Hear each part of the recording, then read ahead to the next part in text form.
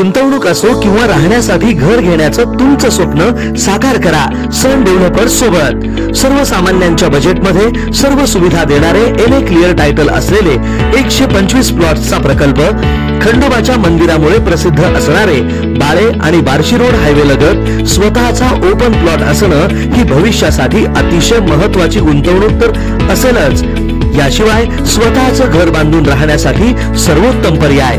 Chennai Surat ring road लगत सन developers घेऊन आले आहेत सनराइज ग्रीन पार्क हा सर्वोत्तम प्रकल्प।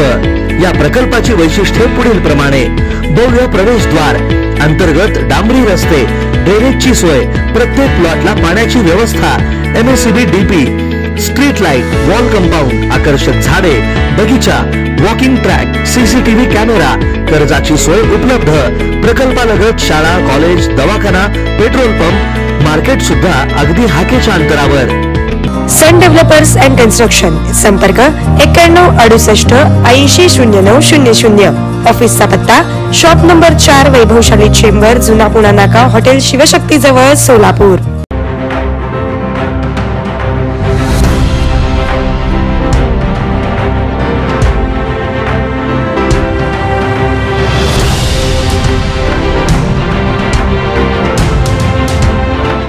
सोलापूर शहराच्या राजकीय क्षेत्रामध्ये गोल्डन वुमन म्हणून ज्यांना संबोधलं जातं अशा श्रीदेवीताई फुलारे यांनी आज चक्क फाटकी साडी घालून आपला लोकसभेसाठीचा उमेदवारी अर्ज सादर केला। याबाबत श्रीदेवी फुलारे यांना विचारले असता त्या म्हणाल्या की या राजकारणी लोकांनी सोलापूरला असं फाटकं केलं आहे, म्हणून मी त्यांचा निषेध करण्यासाठी व जनतेने आपल्याला निवडून द्यावं यासाठी अशा प्रकारे अर्ज सादर केला, असं त्यांनी प्रसिद्धी माध्यमाशी बोलताना सांगितलं आहे। माझं पूर्ण सोलापूर शहराच्या लोकांना एकच विनंती करायची आहे की जी आता जी लोकसभा निवडणूक चालू आहे, आपण बघायला बघतो की प्रत्येकजण प्रत्येकच्या प्रमाणे शक्ती प्रदर्शन वगैरे करायला बघतात। आपण तसं शक्ती प्रदर्शन वगैरे न करता ज्या काही सोलापूर शहराच्या नागरिकांच्या ज्या काही प्रश्न आहेत ते सोडवण्यासाठी मी जे दाखवण्याचा प्रयत्न करत आहे की आज सोलापूर शहराची अवस्था एक फाटकी झालेली आहे।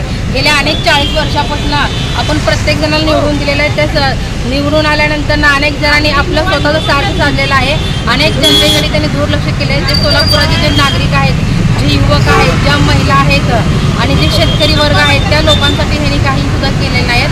माझं एकच विनंती आहे की मी जे आता लोकसभेचं अपक्ष उमेदवार फॉर्म भरत आहे, कारण की ज्या काही समस्या आहेत ते लवकरात लवकर नागरिकांनी सुटल्या पाहिजे आणि जनतेने सुद्धा मला माझ्याकडे लक्ष देऊन त्यांनी मी 10 वर्षापासून जे नगरसेवक असताना जे काम केले तळागाळापर्यंत आपण काम करत गेलेलं आहे, जे काम करणारा उमेदवार आहे त्या उमेदवाराच्या पाठीशी जनता राहावं असं मला वाटायला बघतं। लोकदर्शन मराठी चॅनलला सबस्क्राइब करा, बेल बटनला क्लिक करा व लाईक करायला विसरू नका।